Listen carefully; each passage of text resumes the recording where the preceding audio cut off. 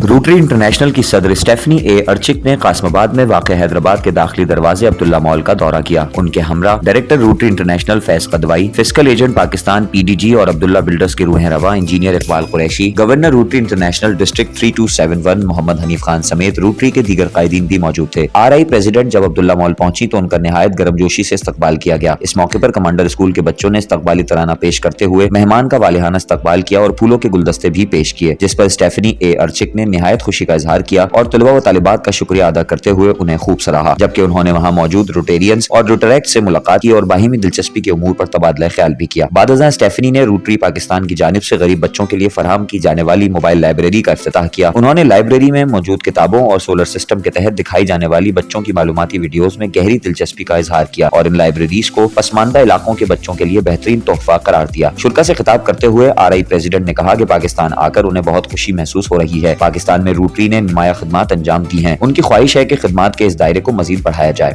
I'm so delighted to be in Pakistan. This is my very first visit and I'm so excited because I'm getting to see the work of Rotary throughout Pakistan.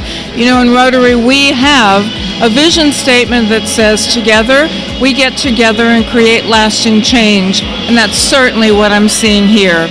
So I appreciate all the warm welcome from everyone and I look forward to being here for my visit and coming back again. वालेकुम जी, आज हम यहाँ पे हैदराबाद पहुँचे हैं Abdullah mall.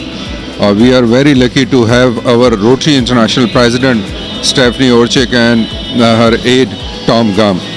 आज का ये जो दिन है ये हमारा रूरल एरिया का स्मार्ट विलेजेस का विजिट है and inshallah we all Rotarian will visit the smart villages which is the vision and mission of the Rotary International Director and we will fulfill it.